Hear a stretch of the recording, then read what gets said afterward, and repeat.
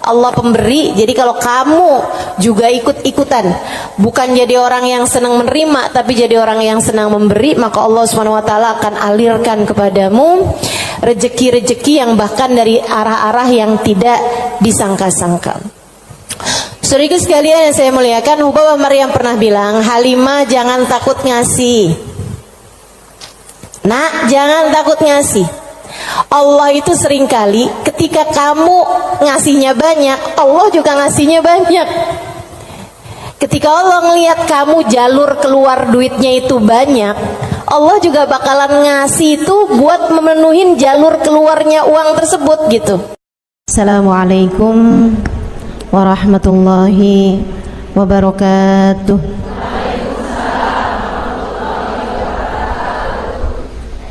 Alhamdulillah, wassalatu wassalamu ala rasulillah Muhammad ibn Abdillah wa ala alihi wa sahbihi wa man wala. Subhanaka la ilma lana illa ma 'allamtana innaka antal alimul hakim. Rabbi syrah li sadri wa yassir li amri wahlul 'uqdatan min lisani yafqahu qawli, amma ba'du.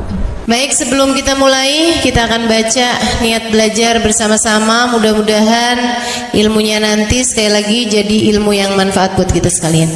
Bismillahirrahmanirrahim. Nawaitu ta'allum wa ta'lim wan naf'a wal intifa' wal mudzakarah wat tadhkir wal ifadah wal istifadah wal hidza 'ala tamassuk bi kitabillah wa sunnati rasulillah sallallahu alaihi wa alihi wasallam wa du'a ilal huda والدلالة على الخير ابتغاء مرضاته وقربه وثوابه وحسن الخاتمة مع اللطف والعافية وصلاح العاقبة برحمتك يا أرحم الراحمين. La hadratin Nabi Muhammad sallallahu alaihi wasallam wa alihi washabihi azwaji wa dzurriyyati wa ahli baiti wasallim wa jamil anbiya wal mursalin wal kulli ajma'in.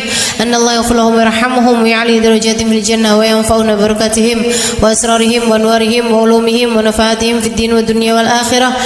Al-Fatihah, baca bersama-sama. A'udzu billahi minasy syaithanir rajim. Bismillahirrahmanirrahim. Alhamdulillahi rabbil alamin. Ar-Rahmanir Rahim. Maliki yaumiddin. Iyyaka na'budu wa iyyaka nasta'in.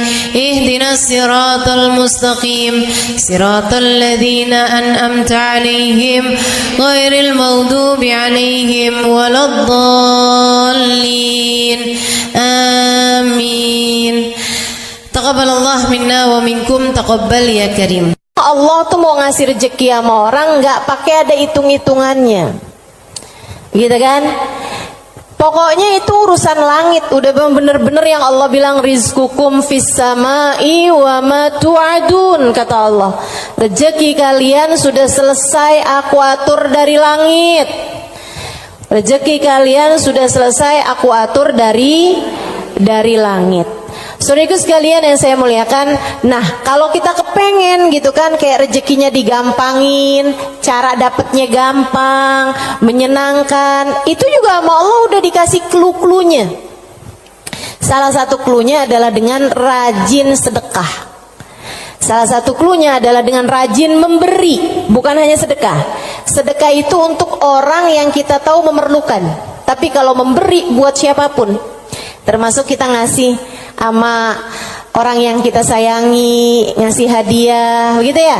Buat orang tua kita mampu, tapi kita seneng aja ngasih hadiah sama mereka gitu. Misalnya kita suka ngasih kepada saudara-saudari kita, kakak adik kita, walaupun kita tahu dia mampu, tapi misalnya kita habis jalan-jalan condet, kita beliin duku, udah nggak ada ya, kita beliin salak condet kan, dulu mah masih ada tuh, ingat tuh, gitu.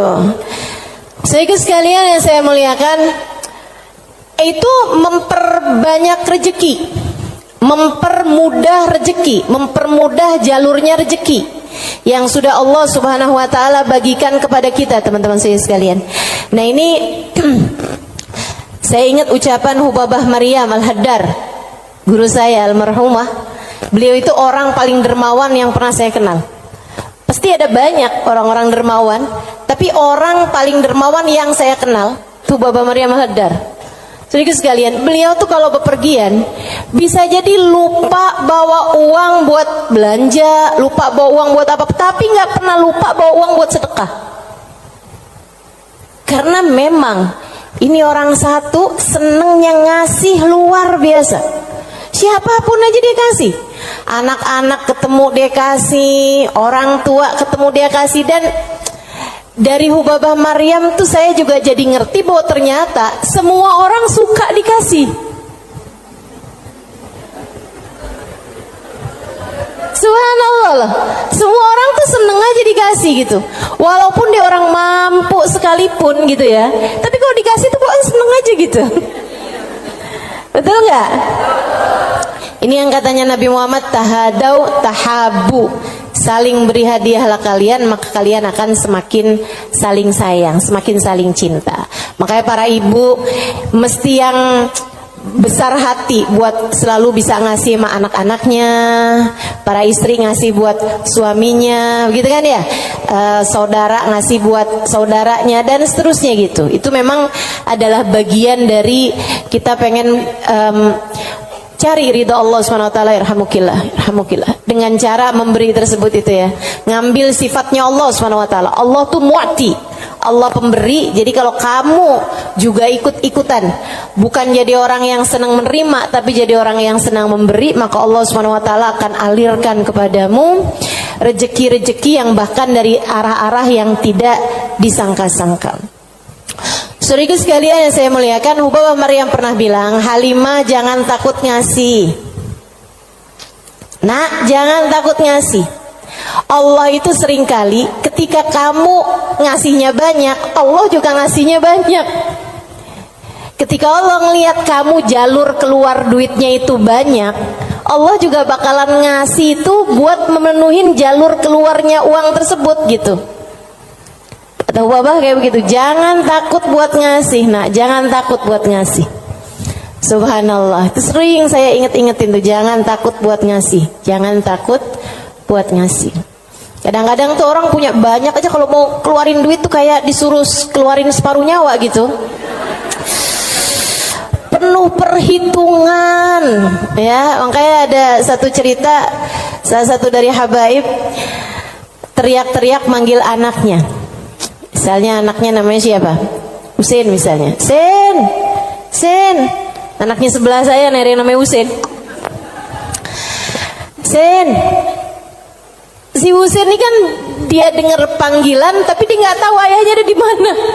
Dia bilang, "Bang Abah ada di mana sih, Bah? Ini Husein, Bah. Lebek, Bah." Kata Abah, ya kamar mandi, nak. Iya, Bah. Dikirain suruh ngambil sabun, apa kehabisan odol gitu kan. Sen, tolong ambilin duit Abah, nak. Ada di gesper Abah warna hijau. Iya sih. Habaib-habaib kita suka punya gesper warna hijau. Gespernya habaib tuh ya. Jadi gespernya dipakai bukan buat celana panjang, tapi buat sarung. Ada yang tahu nggak? Anak-anak zaman sekarang nggak pada tahu nih, nggak seru ah.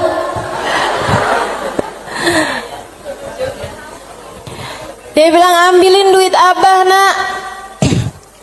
Kasihin kepada keluarga fakir miskin di jalan apa gitu, disebutin sama dia. Dikerjain sama anaknya saat itu juga, diambil uangnya kemudian diserahkan kepada keluarga yang dimaksudkan sama abahnya. Habis dia pulang, dia bilang sama abahnya, "Bah, abah kenapa sih bah sampai repot-repot lagi di kamar mandi, bukan nunggu aja ntar keluar." Abahnya bilang, "Nak, kalau keluar setannya lain lagi." Emang sedekah tuh kalau nggak cepet-cepet dikeluarin lain lagi tuh. Coba aja kamu ngeliat orang nih, ya ampun kesian banget, mau ngasih nih kayaknya 100.000 deh, misalnya gitu.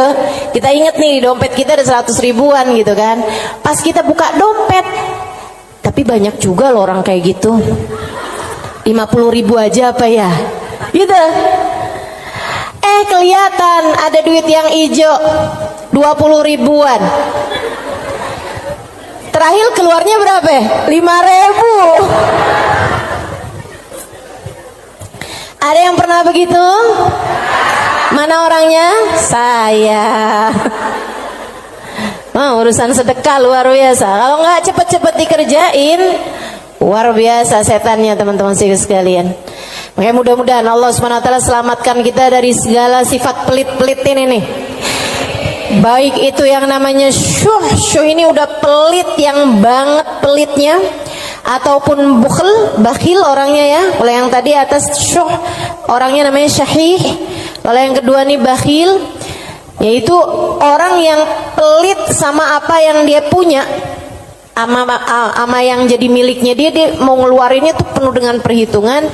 Dan gayahnya, puncaknya orang pelit yang kayak beginian nih, puncaknya pelit adalah dia sampai berusaha untuk bisa yang wajib-wajib pun jadi nggak wajib. Gimana caranya gitu?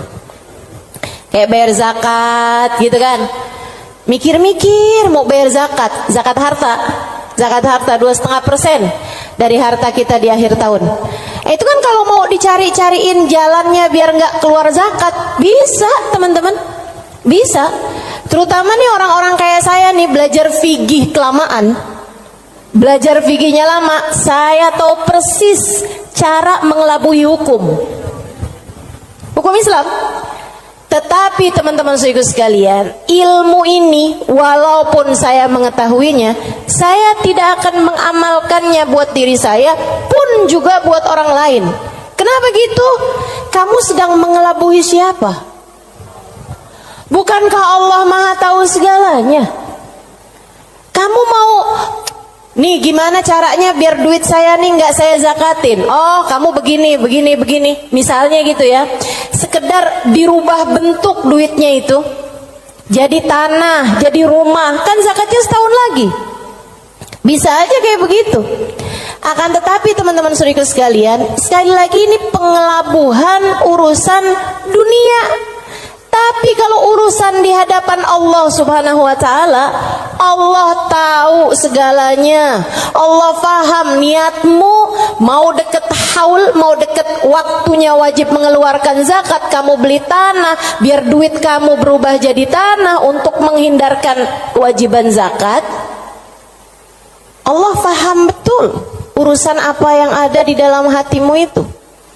Jadi janganlah sok-sokan cari-cari. Mungkin ada pendapat lain yang bikin ini jadi nggak wajib, misalnya gitu kan? Ada aja, bisa aja teman-teman saudara sekalian. Orang yang belajar fikih bertahun-tahun itu akan ngerti caranya hal-hal yang seperti itu. Tapi tentu saja kita tidak akan mengamalkannya, sebab yang kita cari bukanlah pandangan manusia, yang kita cari bukanlah hukum dunia, akan tetapi yang kita cari adalah yang di sisi Allah Subhanahu wa ta'ala. Saya jadi ingat sama Syaiban. Ini yang dianggap sama Imam Syafi'i sebagai salah satu guru-gurunya Imam Syafi'i. Imam Syafi'i satu hari ditanya sama muridnya Imam Ahmad bin Hanbal, siapa aja guru-gurumu tuan? Sebutin sama Imam Syafi'i, fulan bin fulan, fulan bin fulan, fulan bin fulan. Kata Imam Syafi'i, Syaiban Ar-Ra'i. Siapa? Syaiban Ar-Ra'i. Kok saya nggak pernah dengar ya yang satu ini? Imam Syafi'i itu orang pinter, saudaraku sekalian, sangat pinter. Nih saya ceritain kecerdasan, kepandaian Imam Syafi'i. Imam Syafi'i itu kalau mau ngafal halaman 276, 277-nya ditutup dulu. Kenapa? Kenapa gitu? Karena kalau saya kelihatan suka ikutan masuk juga. Kecerdasan jenis apa itu coba? Ini kayaknya udah tingkat langit ke-7 nih cerdasnya nih. Itu bisa-bisanya gitu. Saya kalau mau ngafalin halaman misalnya 276, saya baca berulang-ulang, itu pun juga masih belum apal-apal gitu kan. Besokannya lagi saya ulang lagi, besokannya lagi saya ulang lagi juga gitu. Karena kalau nggak diulang-ulang ntar kayak suka gampang lupa nggak sih?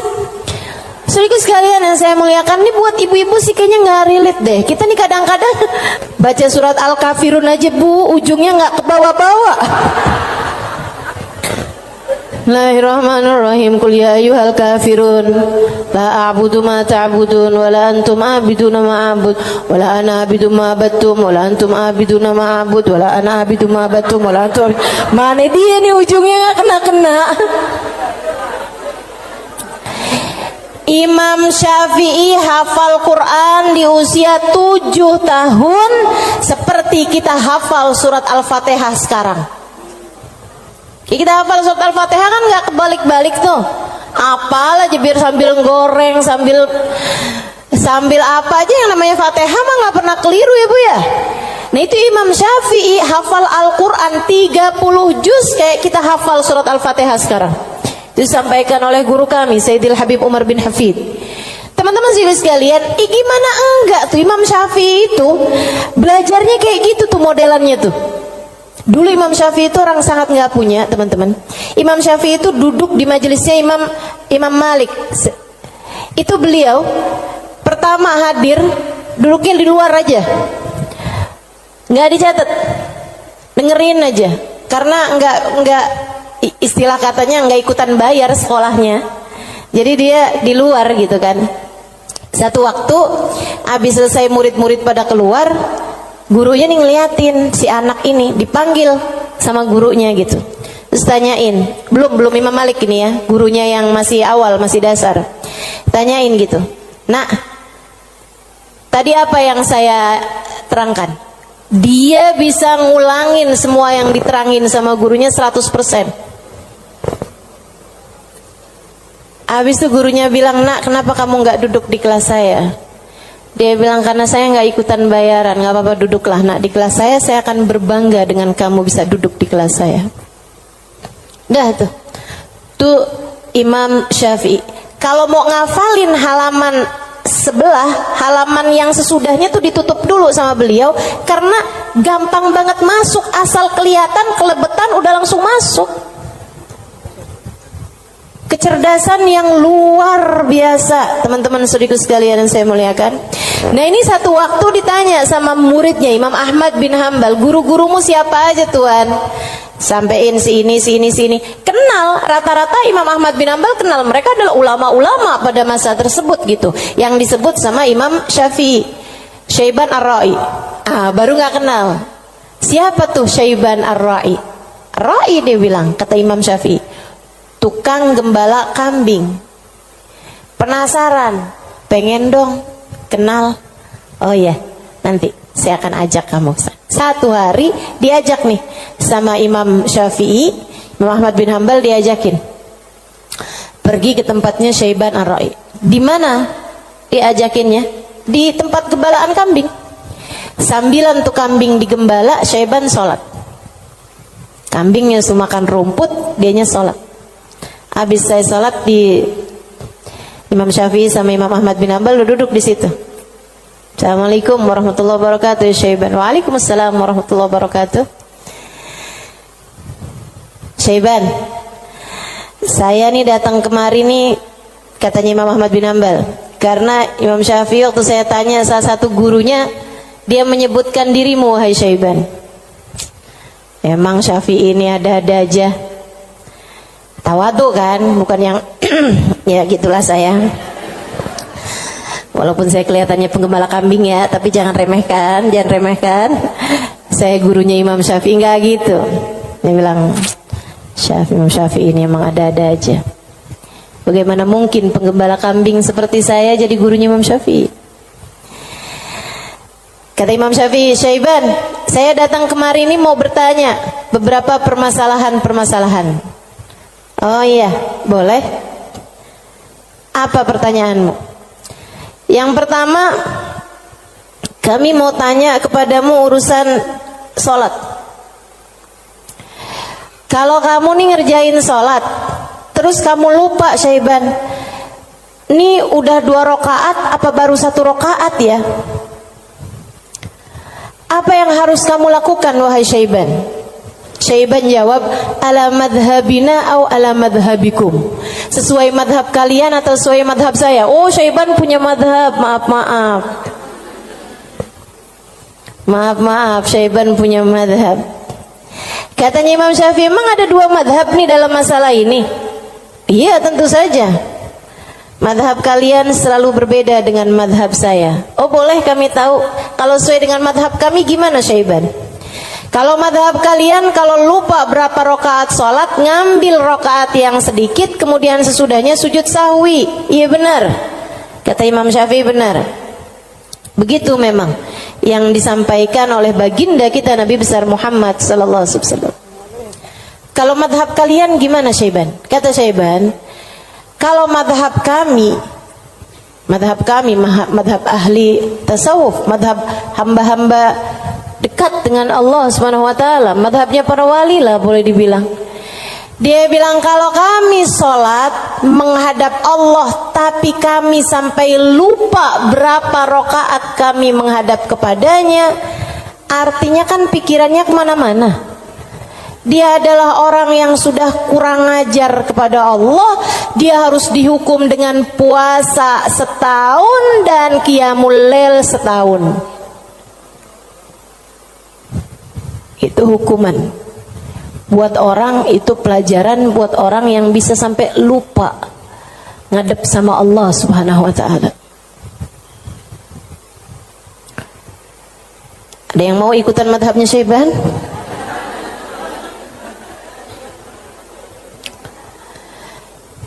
Oke.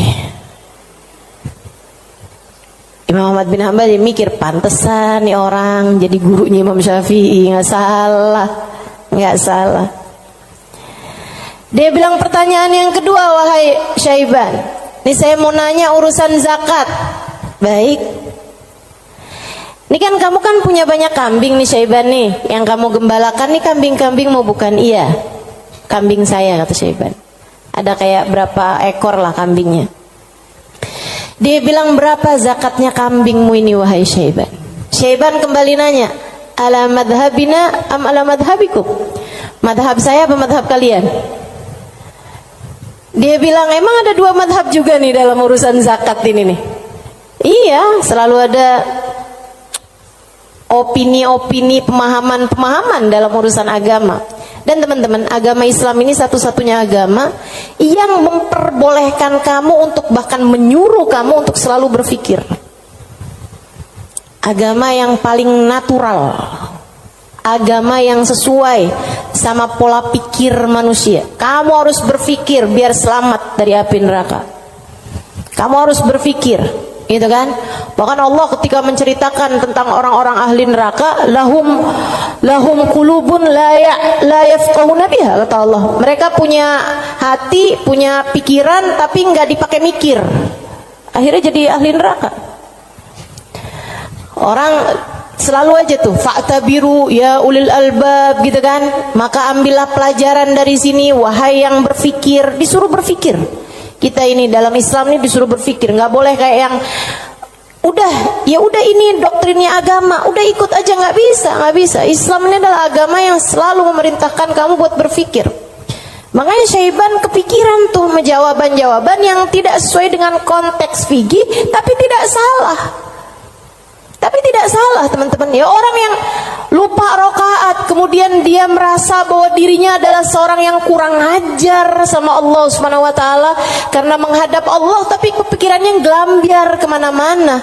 Kalau dia kemudian menghukum dirinya sendiri dengan puasa sepanjang tahun, yaitu tentu adalah sesuatu hal yang luar biasa tingginya gitu. Seseorang yang sudah mencapai tingkat spiritualitas yang sangat-sangat berkelas. Ditanya nih urusan zakat nih. Berapa zakatnya wahai Syaiban? Katanya Syaiban, ala madhabina am ala madhabikum? Sesuai dengan madhab kalian apa sesuai dengan madhab saya? Kalau madhab kami gimana Syaiban? Orang kan buat tahu kan mesti tahu perbandingannya. Oh kalau madhab kalian 40 ekor kambing, 1 ekor kambing, 121, 2 ekor kambing, selanjutnya setiap 100, 1 ekor kambing. Iya benar. Kayak gitu tuh. Zakatnya kambing. Menurut Islam sesuai dengan apa yang sudah diajarkan baginda kita Nabi besar Muhammad. 40 1 ekor kambing, 121 2 ekor kambing, selanjutnya setiap 100 1 ekor kambing. Jadi kalau kamu punya 900 ekor kambing berarti 9 ekor gitu. Kalau menurut madhab kalian gimana wahai Syaiban? Syaiban kemudian menjawab, kalau madhab kami, saya ini budak, budaknya Allah. Innama ana abd, saya ini adalah budak, budaknya Allah. Dan seorang budak tidak memiliki harta, sebab semua harta budak adalah harta majikannya. Dan itu benar, harta budak adalah harta majikannya. Jadi kambing-kambing saya ini, ya udah, terserah Allah aja. Kalau diperlukan saya kasih, kalau nggak diperlukan nggak saya kasih. Kalau kemudian misalnya nih punya kambing 20 gitu kan, tapi nih lagi ada orang mau ngawinin nih, perlu 3 ekor kambing, ya udah keluarin 3 ekor kambing. Saya nggak pernah merasa memiliki kambing-kambing saya. Berapapun yang diperlukan akan saya keluarkan, sebab bukan milik saya, semua hanyalah milik Tuan saya. Saya hanyalah budak, yang saya miliki adalah miliknya Tuan saya. Tuh, hamba berkelas. Makanya mereka tuh ngeluarin duit sebanyak apapun nggak pernah merasa berat. Kenapa? Ngerasanya cuma dititipin doang, nggak pernah ngerasa itu adalah milik dia gitu. Ngerasanya cuma dititipin doang. Makanya sedekahnya gede-gede teman-teman. Berjuang dengan hartanya tuh besar-besar. Dan saya ketemu orang-orang semacam itu. Punya duit berapa ya dikeluarin segitu-gitunya tuh.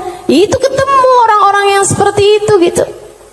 Masya Allah, Masya Allah. Mudah-mudahan Allah angkat kepelitan dalam diri kita, insya Allah. Semoga Allah angkat sifat bukhl dalam diri kita, sifat syuh dalam diri kita ini. Amin ya rabbal alamin. Wa amma man bakhila bil infaq fi wujuhil khairat.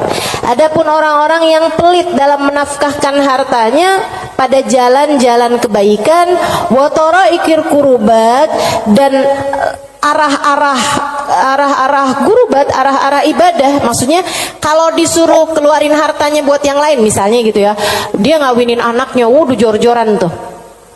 Tapi kalau giliran suruh nyumbang, itulah ya, dia punya hartanya banyak nih. Kalau misalnya duitnya itu mau dipakai buat bikinin pesta, bahkan sekedar pesta ulang tahun yang tiap tahun tuh keulang, itu ya, itu dia akan kerjain gitu kan. Ulang tahun ulang tahun perkawinan ulang tahun anaknya, ulang tahun cucunya, dia keluarin hartanya gampang banget gitu. Tapi giliran bikin maulid dong, ini kan lagi bulan maulid, udah banyak kok yang bikin maulid. Ya kalau gitu nyumbang deh buat orang yang bikin maulid, udah banyak yang nyumbang buat bikin maulid gitu. Jadi kalau urusannya yang kebaikan-kebaikan gitu kan, tuh ada pondok pesantren tuh lagi susah, oh ya udah deh ntar aneh sampein deh sama orang itu tuh, orang itu kaya tuh, banyak tuh duitnya tuh. Dia lupa kalau duitnya juga banyak. Ada orang-orang yang kalau jalan-jalan yang lain dia royal, dia biasa aja gitu, ngeluarinnya nggak berat. Tapi di saat dia suruh ngeluarin untuk jalan-jalan kebaikan, dia ngerasa berat. Yang kayak begini, ma'at tamakkun min dzalik, padahal dia mampu untuk melakukan itu, fahaluhu ahwan min halil ladzi qabla, keadaan dia masih lebih mending daripada keadaan orang-orang yang di atasnya, yang syuh atau yang yang syahih atau yang bakhil tuh ya.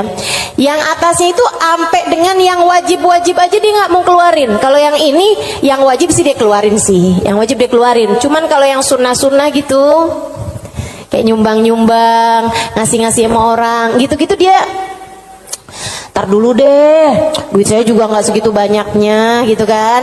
Ada orang nih susah-susah nih, terus dia bilang gitu, emang beneran susah anak-anak yatim gitu kan, korban bencana alam atau apa gitu, emang beneran susah. Itu juga mau ngeluarinnya kayak yang berat banget gitu.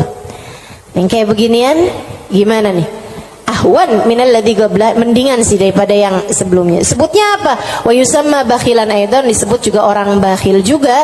Li'annahu qad athara al-mal wa laqiba fi imsaki, karena dia mendahulukan harta untuk dirinya sendiri dan dia senang buat pegangin hartanya. Wa bakhila bi badlihi fi ma huwa arfa' lahu wa anfa' inda rabbih min ad-darajatil ula wal khairatil baqiyah fid daril akhirah. Karena dia itu kan bakhilnya itu menyelahkan sesuatu yang dia rasa lebih bermanfaat.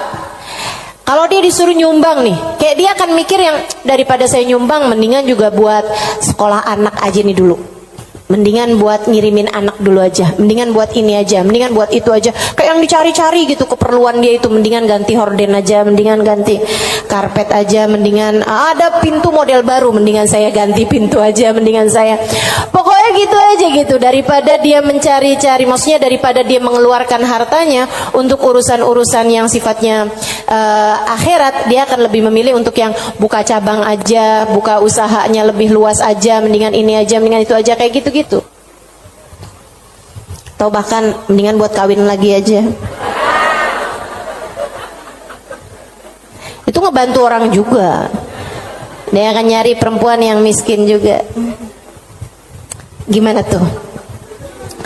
Wa madamal insan yarjah imsakul mal ala badli fi mahabillah wa maradi fa huwa ghairu khalin an syai'in minal bukhl.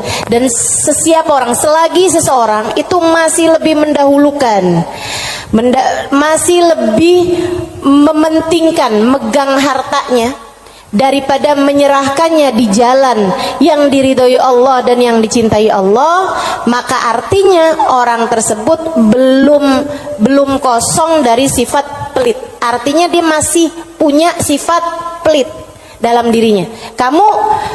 Uang kamu nih antara kamu serahkan buat beli sesuatu duniawi, sama kamu serahkan buat kepentingan akhirat, kamu ringanan mana? Ya kita masih lebih ringan untuk urusan-urusan dunia kita kan? Betul nggak? Atau untuk antara kamu keluarkan di jalan Allah dengan kamu tabung, kamu masih beratan mana? Ya beratan ngasih lah. Kalau buat nabung kan ya buat diri kita sendiri, itu investasi masa depan, harus kita pikirkan juga kan. Nah itu berarti kata Imam Ghazali, Imamul Haddad, ini Imamul Haddad yang bilang ya, bukan saya ya. Berarti dia ya memang masih pelit juga. Kamu masih pelit.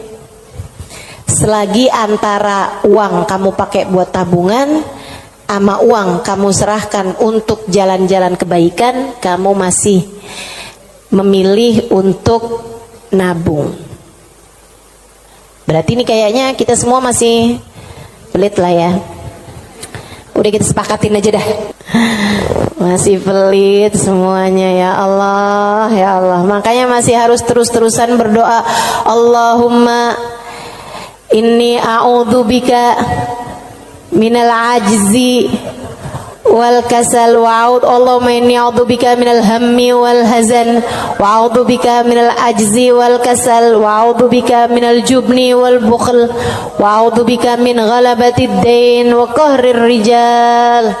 Itu masih harus terus-terusan kita baca teman-teman, tiap hari, tiap pagi kita baca doa itu. Ya Allah, beri kami hidayah untuk bisa ringan tangan dalam memberi, enggak terus-terusan pelit sama apa yang kami miliki ya Allah. Wala yakunul insan jawadan sakhiyan hatta yakuna badlul mal fi mahabbillah arja inda wa ahab ilaih min imsaki. Dan seseorang itu belum bisa disebut dermawan, belum bisa disebut sakhi, belum bisa disebut orang karim, orang dermawan sampai dia merasa bahwa menyerahkan uang di jalan Allah lebih dia sukai daripada menabung, daripada pegang duit itu, daripada dia nggak ngasihnya di jalan Allah gitu. Kalau kamu ngerasa masih ngasih itu lebih berat daripada kamu pegang, nah itu berarti kamu masih pelit. Tapi kalau kamu ngerasa ada yang ngasih lebih kamu sukai daripada kamu pegang, gitu ya, itu berarti kamu adalah seseorang yang dermawan. Udah jadi tambah jauh aja nih kita nih. Fa'alam dalik wa'mal alaih. Ketahuilah hal ini dan amalkanlah. Wallahu yatawalla hudak. Semoga Allah subhanahu wa ta'ala memberikan petunjuk kepadamu. Amin ya rabbal alamin. Wa minal muhlikat, dan salah satu dari sifat-sifat yang dapat menghancurkan seseorang, salah satu dari sifat-sifat penghancur amal ibadah seseorang, salah satu dari sifat-sifat yang dapat meluluh lantakkan dirimu, menurunkan nilaimu di mata Allah subhanahu wa ta'ala adalah al-ghurur, sifat ghurur, tertipu. Apa tuh tertipu? Wa makna, arti tertipu adalah an yulabbisul insan ala nafsih. Dia bikin samar kepada dirinya sendiri, wa yuriyahal umur ala khilafi ma hiya alaih. Dia memperlihatkan kepada nafasnya, kepada dirinya, ala khilafi ma hiya alaih, tidak sesuai dengan fakta yang ada. Wadhalik lidu'fi basiratihi 'ala din, dan yang seperti ini adalah karena lemahnya pemahamannya, basirahnya, basirah itu pandangan hati, lemahnya pandangan hati dia fiddin, dalam urusan agama, wa qillati ma'rifatihi bihaqaiqi, dan sedikitnya pengetahuan dia dengan hakikat-hakikatnya agama, walijahli li afatil a'mal wa mawaqa'id syaitan, dan karena yarhamukillah banyak bener sih, ada gak? Walijahlihi, dan karena ketidakfahaman dia biafatil a'mal, dengan penyakit-penyakitnya amal, wa makaid syaitan, dan tipu dayanya syaitan, walighalabati hawa nafs alaih, dan karena menangnya hawa nafsu menghadapi dia, wa rukunihi ila amaniha wa khuda'iha, dan karena tenangnya dia dengan angan-angannya dirinya sendiri serta tipu dayanya dirinya sendiri. Waqad qala Allah Ta'ala, dan Allah Subhanahu wa taala telah menyampaikan muhadziran li ibadihi minal ghurur, memberi peringatan kepada hamba-hambanya tentang bahayanya ketertipuan ini. Kata Allah Subhanahu wa taala, ya ayyuhan nas inna wa'dallahi haq, wahai sekalian manusia, sesungguhnya janji Allah itu benar. Fala taghurranakumul hayatud dunya, janganlah kehidupan dunia menipu kalian, wala taghurrannakum wala yaghurrannakum billahil ghurur, dan janganlah ghurur, tipu daya, menipu kalian dari Allah Subhanahu wa taala.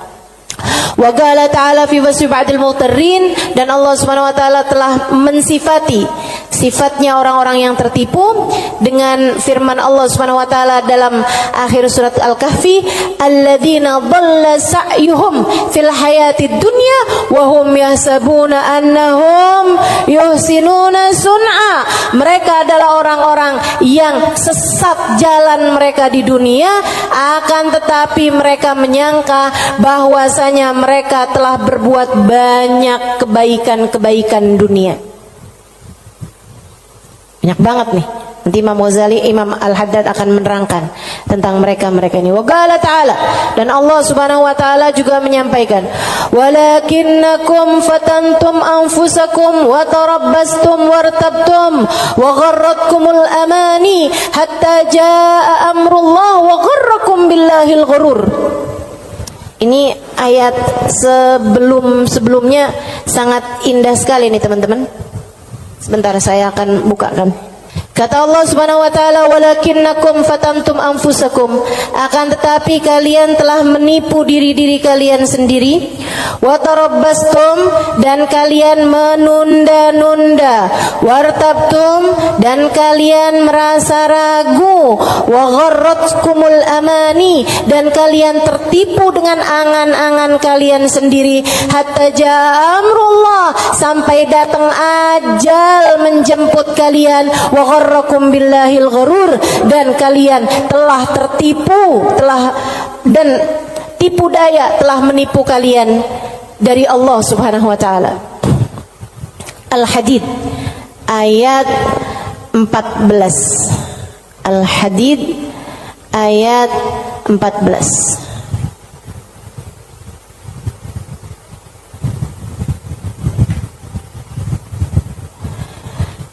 Al-Hadid ayat 14.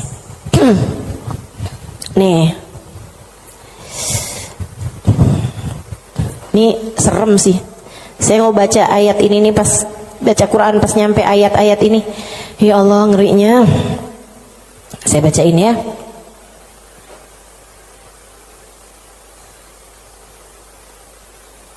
Dari mana ya enaknya nih ya? Dari ayat 11 deh. Al-Hadid dari ayat 11. A'udzu billahi minasyaitonir rajim. Man dzalladzi yuqridullaha qardan hasana fayudha'ifahu lahu wa lahu ajrun karim. Kata Allah, siapa di antara kalian yang mau menghutangi Allah? Ini Allah nih dari taunya orang-orang tuh ama hartanya tuh medit banget, pelit banget, sampai Allah bilang, kamu di saat sedekah, kamu nggak lagi ngasih buat orang, kamu lagi ngasih hutangan kepadaku, kata Allah. Kamu lagi ngasih tuh, kamu lagi ngasih hutang sama aku, kata Allah. Man dzalladzi yuqridullaha qardan hasana, siapa yang menghutangi Allah dengan hutangan yang bagus. Hutangan yang bagus tuh ada orang miskin dikasih. Ya, ada orang yang kepengen sekolah, nggak mampu sekolah, kamu sekolahkan. Ada janda-janda yang kepengen usaha, nggak punya modal, kamu modalin, gitu kan? Ada orang tua-tua yang emang udah nggak bisa lagi usaha, kamu berikan nafkah bulanan kepada mereka gitu. Ada yang lagi ngebangun misalnya pondok pesantren atau masjid yang memang tidak akan kembali berupa keuangan ya, maksudnya secara langsung gitu kan. Nah itu semuanya ini disebut sebagai jalan-jalan kebaikan. Allah menyebutnya sebagai qardon hasana, hutangan kepada Allah. Kenapa Allah bahasanya sampai pakai utang? Dan yang hutang itu Allah, kayak Allah tuh lagi yang tenang, utang, aku akan bayar. Dan aku kalau bayar nggak main-main, aku lipat gandakan minimal 10 kali lipat. Dan teman-teman, saya sih nggak tertarik sama urusan 10 kali lipat. Kamu sedekah, balik 10 kali lipat. Saya nggak terlalu tertarik sama itu. Saya tertarik sama sesuatu yang kita nggak bisa beli pakai uang. Yang kita nggak bisa beli pakai uang, itu yang lebih membuat saya tertarik ketika bersedekah. Maksudnya gini nih, kalau misalnya kayak kalau kamu ngasih 100.000, Allah bakal gantikan dengan 1 juta, 10 kali lipat kan? Saya nggak terlalu tertarik sama yang begituan. Saya lebih tertarik kalau kamu kasih 100.000, Allah akan berikan kepadamu Halimah sesuatu hal yang bahkan kamu nggak bisa belinya dengan uang. Dan itu nyata teman-teman. Kamu nggak bisa beli kesolehan anakmu. Mau beli di mana? Mau beli di mana? Kamu pergi cari apapun, kamu nggak bisa beli kesolehan anakmu. Kayak apa rasanya kamu bangun di waktu malam, terus kamu lihat, kok kamar anak saya nih lampunya masih nggak gelap semuanya ya. Biasanya kalau tidur dia gelap semua. Kamu buka pelan-pelan kamar anakmu, karena memang kamu udah bilang sama anakmu untuk kalau tidur jangan dikunci misalnya gitu. Kamu buka kamar anakmu dan di sanalah kamu lihat di jam 2 malam, jam 3 malam dia sedang bersimpuh di atas sejadahnya. Kamu bisa beli di mana hal kayak begituan? Saudariku sekalian yang saya muliakan, kamu punya anak-anak hatinya baik-baik. Bahkan kamu punya suami hatinya menyayangi kamu dengan tulus, bisa beli di mana? Kamu memutuskan untuk pakai skincare, pasang filler, kamu udah sulam alis, sulam bibir, kamu bahkan mungkin oplas, nambahin tingginya hidung, belum tentu bikin hati suamimu sayang padamu, betul? Beli di mana tuh rasa sayangnya suami kepada seorang istri? Belinya sama Allah Subhanahu wa ta'ala. Sebab Allah yang menggerak-gerakkan hati manusia. Saudaraku sekalian yang saya muliakan, Allah tuh kalau kamu kasih hutangan sama Allah Subhanahu wa ta'ala, kamu sedekahkan hartamu di jalan Allah Subhanahu wa ta'ala, Allah bisa bayar kamu dengan hal-hal yang gak bisa kamu beli pakai uang. Keberkahan kehidupan, kesolehan hati anak-anak, rasa sayang, rasa cinta di hati suamimu kepadamu, hati yang damai, kehidupan yang tenang, hati yang bahagia dalam taat pada Allah Subhanahu wa ta'ala. Bahkan hidayah, inayah, taufik dalam dirimu, teman-teman saudaraku sekalian. Gimana caranya mau beli? Kamu bisa bangun di waktu malam, kemudian 2 rakaat, 4 rakaat, 6 rakaat kamu mengerjakan ibadah pada Allah. Kemudian kamu beristighfar, kemudian kamu berdoa, kemudian kamu menyebut-nyebut namanya. Kenikmatan yang kayak begituan kamu gak bisa beli pakai uang. Itu hidayah dari Allah Subhanahu wa ta'ala. Suamimu gak mau sholat kecuali dengan berjamaah, itu hidayah dari Allah Subhanahu wa ta'ala. Yang beginian nih hidayah-hidayah menuju kepada surga Allah Subhanahu wa ta'ala. Hati lapang, hidup bahagia, hati tenang, gak bisa dibayar pakai uang. Gak bisa dibayar pakai uang. Dibayarnya pakai apa? Yang bisa mengerjakan adalah Allah. Maka hutangi Allah. Allah bisa membayarnya dengan itu semua. Karenanya saya sampaikan teman-teman, saya gak tertarik sama yang kalau kamu sedekah balik 10 kali lipat. Kalau kamu keluarin, kamu jual motor, kamu kasih sedekah, kamu dapat Avanza. Enggak, saya gak tertarik, mohon maaf.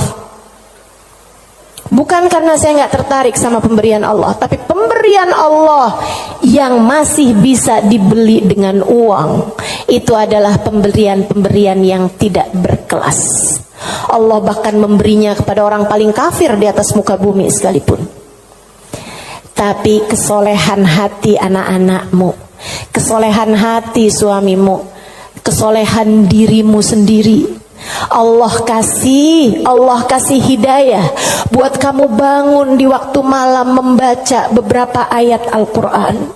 Allah kasih kamu bangun di waktu malam, kamu menengadahkan tangan berdoa kepada Allah Subhanahu wa ta'ala. Saat itu Allah, setiap kali kamu memanggil ya Allah, ya Allah, ya Allah, Allah menjawab labbaik ya abdi was'adaik. Labbaik wahai hambaku, apa yang kamu mau, apa yang kamu mau, minta apa yang kamu mau. Ampuni dosa-dosa saya ya Allah. Allah bilang labbaik hambaku, aku ampuni dosa-dosamu. Mudahkan saya berbuat kebaikan ya Allah, labbaik hambaku, labbaik hambaku. Aku akan memudahkanmu berbuat kebaikan. Kasih saya ilmu yang manfaat ya Allah, labbaik hambaku. Aku akan beri padamu ilmu yang manfaat.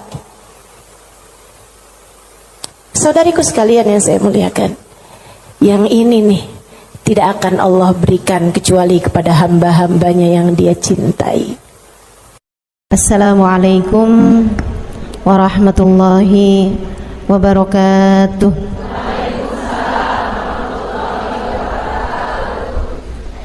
Alhamdulillah, wassalatu wassalamu ala Rasulillah Muhammad ibn Abdillah wa ala alihi wa sahbihi wa man wala.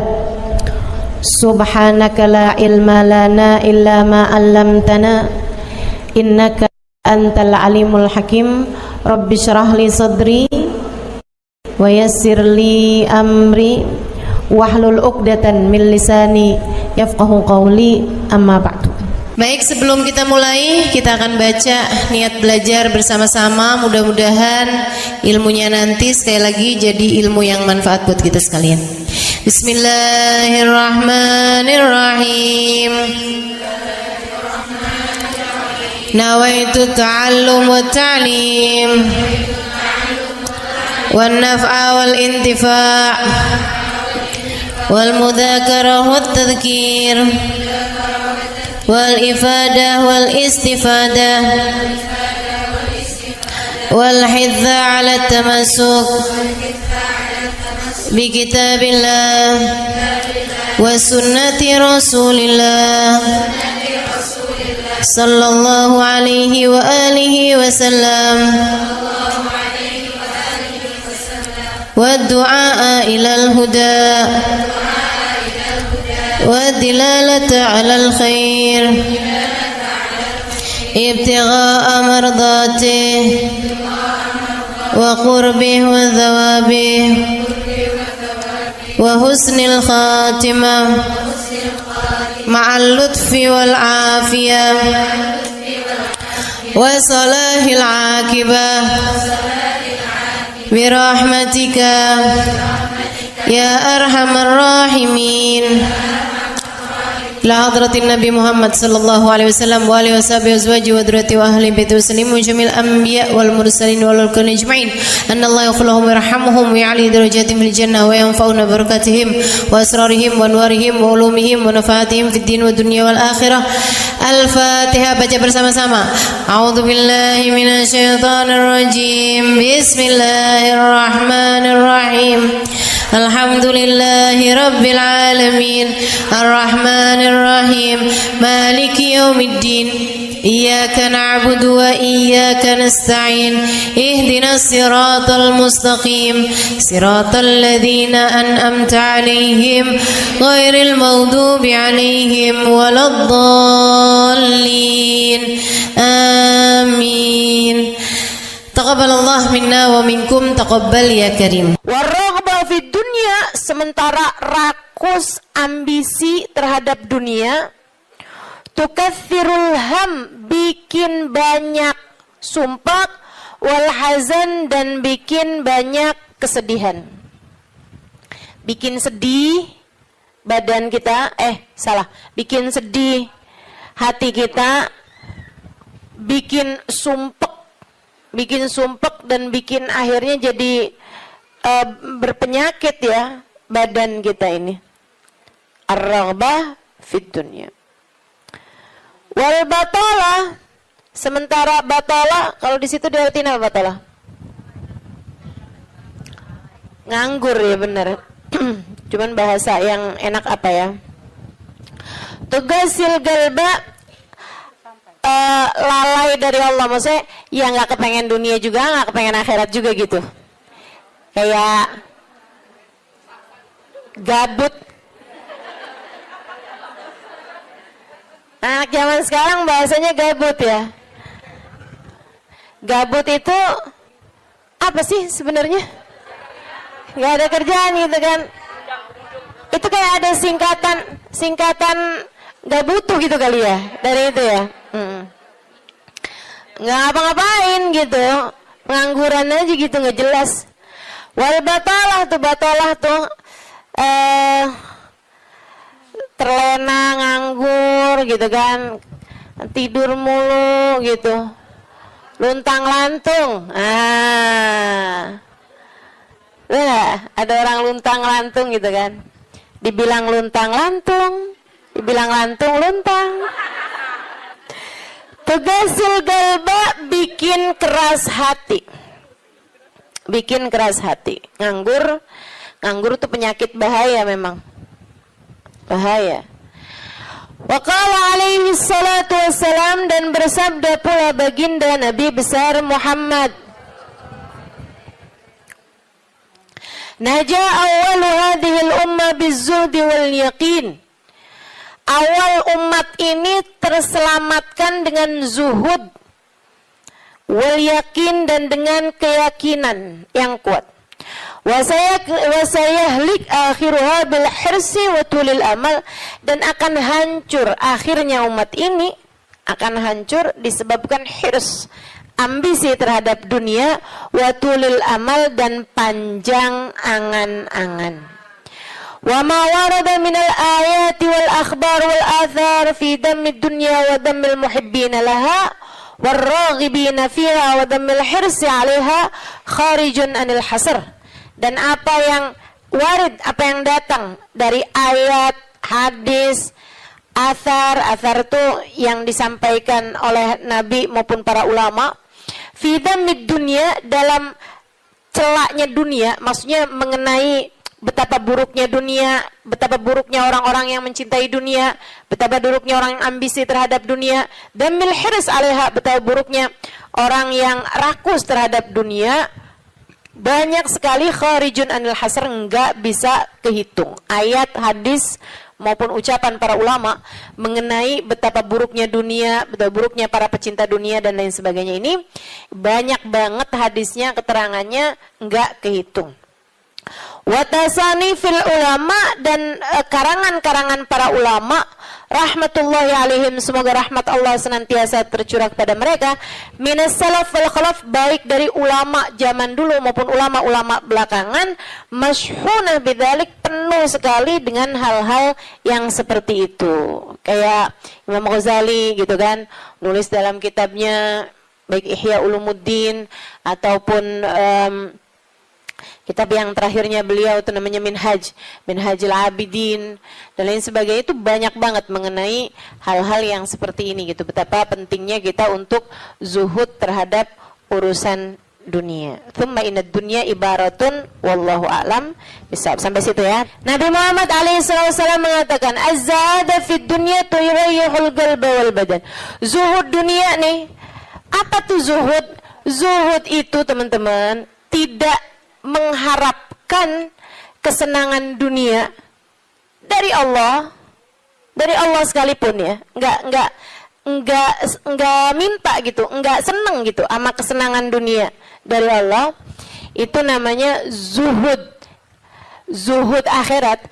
Dan juga teman-teman, zuhud ama manusia itu tidak menginginkan apa yang ada pada manusia, apa yang dimiliki orang enggak kepengen. Gitu kan? Itu namanya zuhud fima fi aidin nas. Ini disampaikan Nabi Muhammad dalam hadisnya, izhad fid dunya yuhibbukallah, wazhad fima fi aidin nas yuhibbukan nas. Kata Nabi Muhammad alaihissalam, zuhudlah kamu dari dunia. Zuhud tuh enggak seneng, enggak ambisi, enggak fokus kepada kesenangan dunia maupun pencapaian dunia. Hati-hati, tipis teman-teman bedanya, gitu kan? Pencapaian dunia, saudara sekalian, kayak gini loh, banyak followers, majelisnya jadi rame, itu tipis tuh antara kamu kepengen akhirat sama kamu kepengen dunia. Buat siapanya? Bukan buat yang hadir. Saya rasa kalau yang hadir mudah-mudahan baik gitu kan. Tipisnya itu buat pelaku-pelaku dakwah, baik yang rumahnya buka buat majelis atau dia buka majelis, atau yang ngajarnya nih gitu. Karena kalau tujuannya senengnya itu adalah urusan-urusan dunia, tuh tipis banget setan nantinya tuh bisa masuk dari arah situ. Dari arah situ masuknya. Izhad fid dunia, kata Allah Subhanahu wa taala. Makanya dari tipisnya nih yang saya sebut tadi itu ya, kayak keinginan kamu tuh dunia apa akhirat, keinginan kamu tuh pujian manusia atau pujian Allah. Itu sampai-sampai banyak dari para wali-walinya Allah Subhanahu wa taala meninggalkan kemasyhuran dunia karena khawatir sama hatinya. Banyak saudaraku sekalian. Sampai ada di antara para wali itu yang sampai berpura-pura nyuri.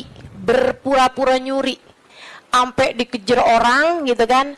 Kenapa dikejar orang? Karena yang dia curi adalah bajunya seorang perempuan yang lagi mandi. Ada orang lagi mandi. Wali loh yang ngerjain. Untung belum zaman viral internet ya. Ini kalau zaman viral internet kayak apaan tuh orang ngejudge dia tuh kan, udah nganggepnya udah hancur banget dah gitu. Tapi memang itu yang dicari sama beliau.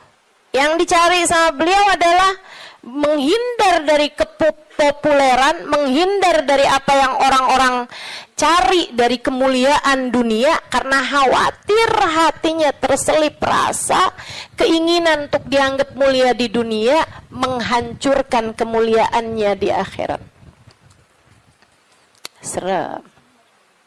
Serem bener buat orang-orang kayak saya yang sama Allah dikasih pegang mic di depan, ya kan?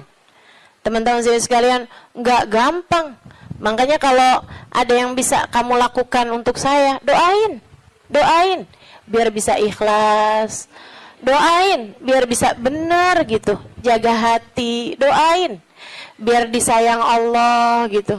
Kesian nih, begitu udah masuk nih setan, teman-teman saya sekalian, setan tuh ya datang ke pedagang beda, datang ke orang awam beda, datang ke ulama beda lagi. Waduh, yang datang ke ulama nih setannya juga ulama. Setannya juga kelas profesional, gitu kan? Jadi nggak ecek-ecek gitu loh. Setannya juga setan-setan berkelas, teman-teman saya sekalian. Nah itu kan yang belum tentu selamat gitu, belum tentu selamat. Masya Allah. Ada tuh zamannya Imam siapa ya? Ada Imam Ghazali cerita dalam Ihya-nya. Kita suka ketawa-ketawa tuh dengerin cerita Imam. Maksudnya kalau baca ceritanya Imam Ghazali yang begitu-begituan.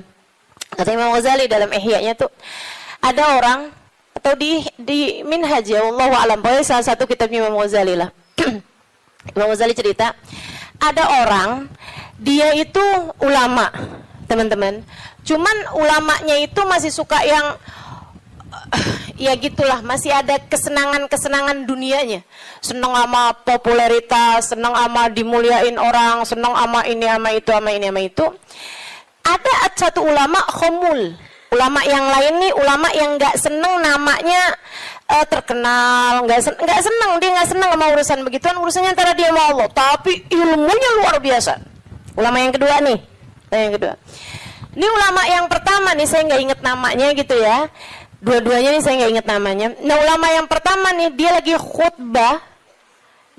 khutbah Jumat, teman-teman saya sekalian, dia ngomong sesuatu yang dinisbatkan kepada ulama yang kedua yang nggak senang keterkenalan apa ini, teman-teman.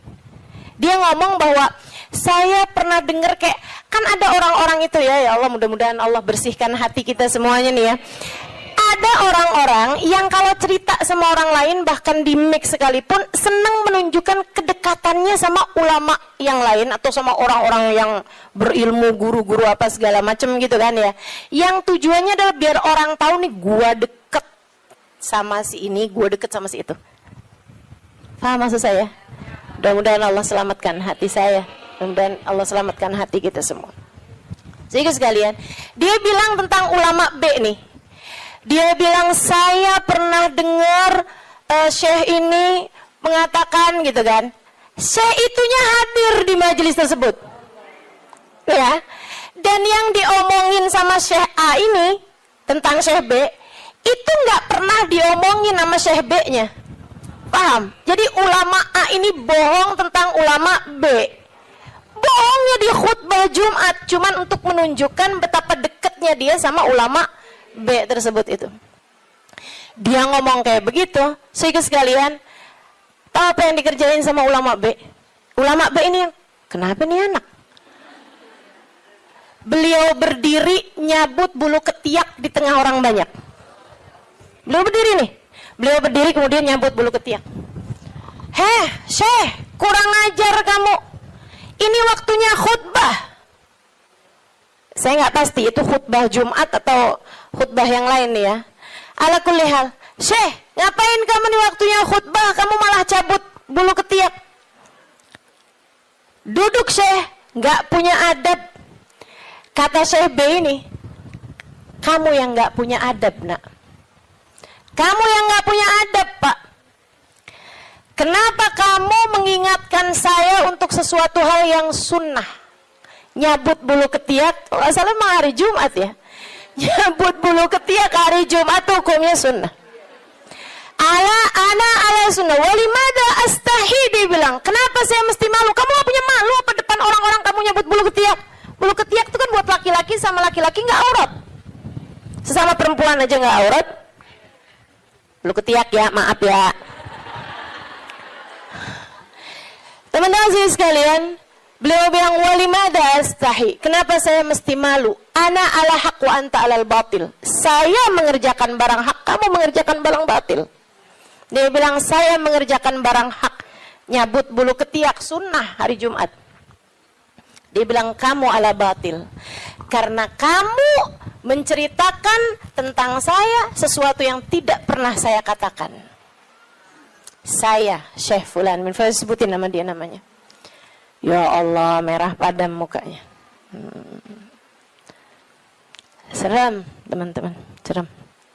Ya gitulah. Kadang-kadang tuh sampai tipis banget keinginan dakwah atau keinginan pamer. Tipis. Setannya tuh ngebisikin sampai kayak suara semut. Katanya Nabi Muhammad alaihi salatu wassalam, "Ar-riya yadhubbu ala ummati kadzabibin naml." Riya itu bersuara di hati umat saya kayak suaranya semut. Nyaris enggak kedengeran. Enggak kedengeran suaranya. Antara kamu seneng agama Allah jadi tinggi atau kamu seneng nama kamu jadi tinggi. Tipis, segaris, bahkan lebih tipis daripada kulit bawang, teman-teman. Oke, mesti terus minta perlindungan sama Allah. Ya Allah, ya Allah, ya Allah, ya Allah. Bimbing terus ya Allah, ya Allah, ya Allah. Gitu. Mudah-mudahan Allah karuniakan keikhlasan bagi kita sekalian insyaallah. Sebab yang namanya pencapaian akhirat teman-teman. Dan pencapaian akhirat kita nggak pernah tahu. Pencapaian akhirat tuh kita nggak pernah tahu. Taunya kapan? Entar di akhirat. Namanya juga pencapaian akhirat. Taunya entar di akhirat. Saat kamu berhasil menghadap Nabi Muhammad. Saat namamu menjadi seseorang yang dikenal oleh Nabi Muhammad. Kalau mau bangga, tar di sana. Kalau mau bangga, ntar di sana. Saat kamu bisa melewati jembatan Sirat secepat kilat. Saat kamu bisa selamat masuk surga Allah Subhanahu wa ta'ala. Saat kamu bisa digiring di belakang bagindamu Nabi besar Muhammad. Mau membusungkan dada saat itulah silahkan. Mau ngerasa diri sesiapa saat itulah silahkan. Mau menganggap diri berhasil mencapai kemuliaan saat itulah silahkan. Mau menganggap diri mencapai pencapaian dalam dakwah saat itulah silahkan. Silahkan. Mau menganggap diri soleha, saat itulah silahkan. Jika sampai namamu dipanggil oleh Nabi Muhammad, jika sampai kamu diperkenankan bersalaman dengan Nabi Muhammad, jika sampai Nabi Muhammad berkata raditu biki, aku ridho kepadamu, saat itulah silakan melayang-layang teman-teman. Sebelum itu terjadi, kamu masih antara-antara, kamu masih ada di tepi jurang. Selagi itu belum terjadi, kamu masih ada di persimpangan jalan antara dinaikkan kepada Allah atau dihancurkan oleh Allah Ta'ala.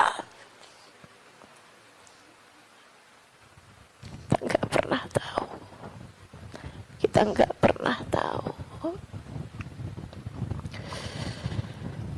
Makanya selalu minta sama Allah, ya Allah, karuniakan keikhlasan agar ngerti melakukan sesuatu hanya untukmu, ya Allah.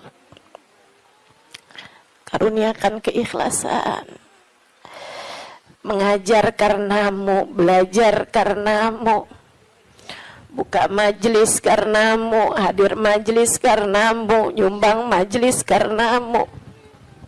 Karuniakan keikhlasan, ya Allah. Sholat karenamu, sedekah karenamu, bantu orang karenamu. Begitu enggak lillah, dilepeh sama Allah, teman-teman, jadi apa? Enggak jadi apa-apa. Mau ribuan jamaah, mau kayak gimana yang terjadi juga, kalau dilepeh sama Allah jadi apa? Ditolak sama Allah, mau apa kamu? Mudah-mudahan Allah karuniakan keikhlasan.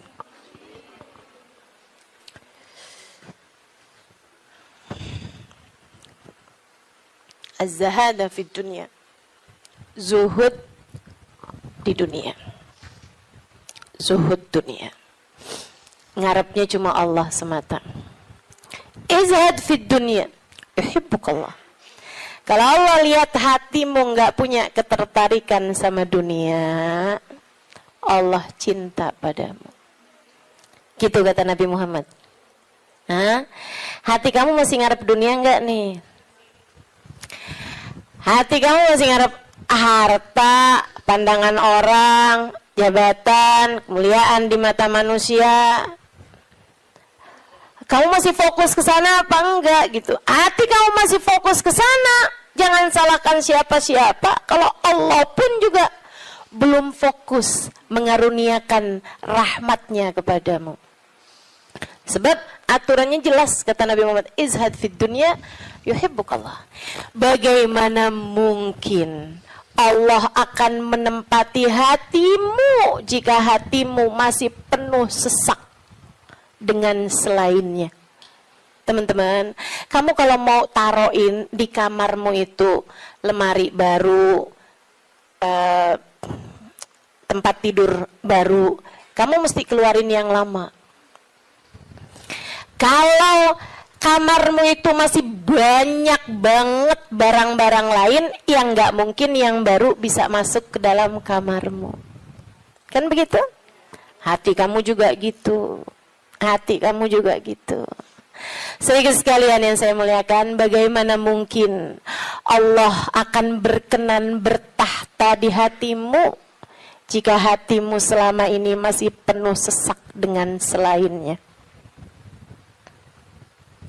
Penuh sesak dengan selainnya. Penuh sesak dengan anggapan orang, penuh sesak dengan cinta manusia. Yang kamu pikirin gimana biar suami tetap cinta padamu. Duh, kamu luar biasa. Siapa yang lagi di WhatsAppin sama suami, siapa yang lagi diteleponin sama suami. Sekarang suami lagi di mana, sama siapakah? Jangan-jangan dia sedang berada dalam pelukan perempuan yang lain. Waduh. Bagaimana kamu berharap Allah bertahta dalam hatimu jika hatimu penuh sesak dengan selainnya? Teman-teman, keluarkan nya yang kecil-kecil agar nya yang besar berkenan bertahta di hatimu. Keluarin yang lain-lain. Keluarin perkara harta, perkara cinta manusia, pujian orang, semuanya keluarin.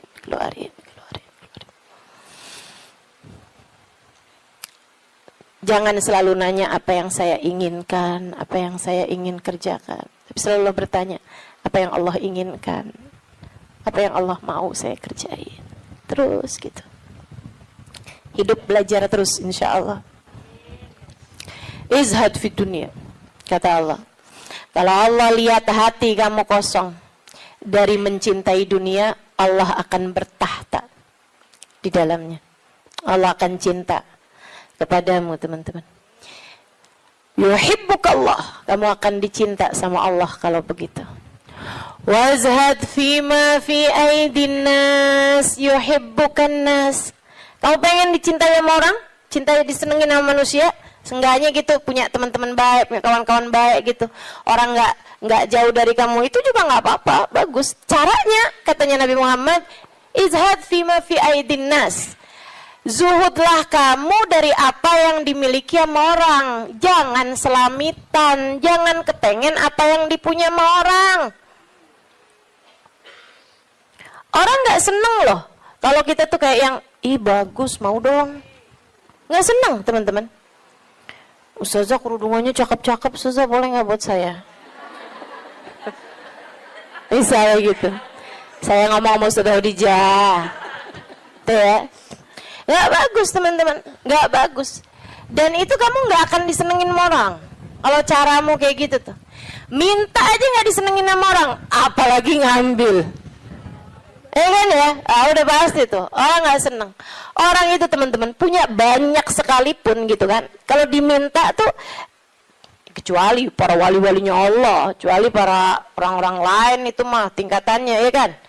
Tapi kalau diminta tuh gak seneng itu juga gitu.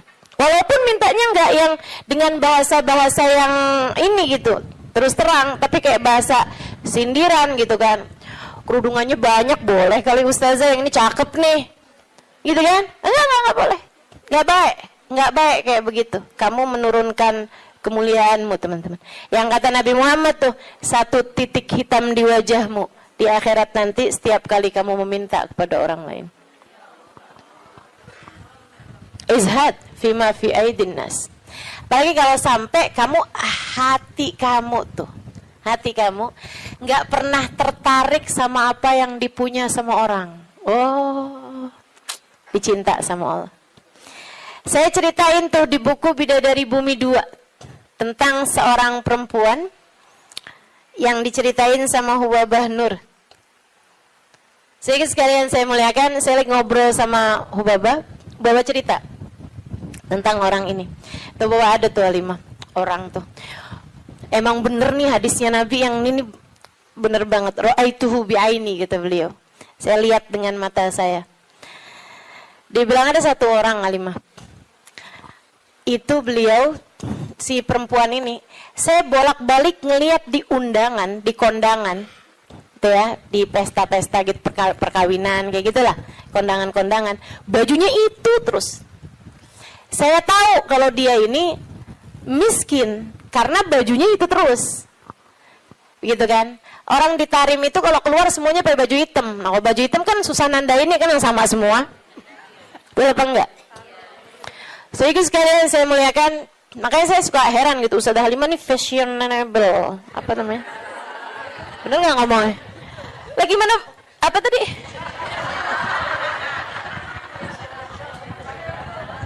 Gimana ngomongnya? Itu dah, pokoknya itu dah. Lah orang saya tiap hari pakai hitam. Begitu ya. Sehingga sekalian, nah ini kan kalau keluar mah agak susah ditandain karena kan semuanya hitam gitu. Tapi kan kalau pas kondangan tuh, orang sana itu kalau kondangan dalam ruangan semuanya perempuan, mereka dandan. Mereka pakai baju gitu kan. Pakai baju yang berwarna-warni, ya. pakai baju warna-warni. Nggak ada yang pakai baju hitam tuh, nggak ada yang pakai baju hitam. Saya waktu dulunya nggak tahu gitu kan, saya pakai baju hitam aja gitu masuk. Buka, waduh gimana nih mau buka ya? Habisannya terus udah ngerti gitu lama-lama. Jadi teman-teman, kata Hubabah, orang ini kalau kondangan baju itu mulu. Akhirnya saya punya niat, kalau nanti saya keluarin baju, saya panggil tuh orang. Saya cari tahu dan dia nih rumahnya ini apa, keluarganya siapa gitu. Saya paham, saya tahu tempatnya, karena Tarim tuh kecil, kota kecil. Ya, semua orang memang saling kenal satu sama lain. Akhirnya dia bilang, kata Hubabah, waktu saya datang baju-baju yang baru-baru, ada orang ngasih ini apa segala macam, yang lama-lama saya keluarin. Hubabah tuh begitu teman-teman. Ngajarin kepada kita jangan sampai yang aduh penuh banget, kamu masuknya iya keluarnya kagak gitu kan. Ada yang masuk, ada yang keluar. Akhirnya mau Hubabah baju-baju yang lama-lama tuh dikeluarin, bagus-bagus tentu aja ya. Dan semua orang juga seneng dapat bajunya Hubabah gitu kan. Jangan terus minta. Jadi kepikir nih. Berangkat ke Tarim mau minta baju mau Hubabah. Tentu berkah kan ya, tentu berkah. Tapi ya sekali lagi jangan minta. Subhanallah teman-teman. Kalau nggak minta tuh, kalau mintanya mau ntar kasih. Jadi kepikir ya. Mau minta sama Allah. Gak usah yang gitu-gitu juga. Mau minta sama Allah tuh pahala aja. Udah pasti enak. Teman-teman sih sekalian. Akhirnya Hubabah itu ngeluarin baju-baju beliau, ada setumpuk lah gitu. Beliau panggil tuh orang perempuan itu, panggil sama Hubabah. Dia seneng banget dan memang miskin banget teman-teman. Bajunya cuma itu aja, buat kondangan itu, buat keluar itu, buat sholat itu gitu. Dia cuma segitu itu bajunya gitu. Baju sholat kayak mukena gitu, tuh ya. 2, kalau 1 dicuci kan ada gantinya gitu. Terus baju keluar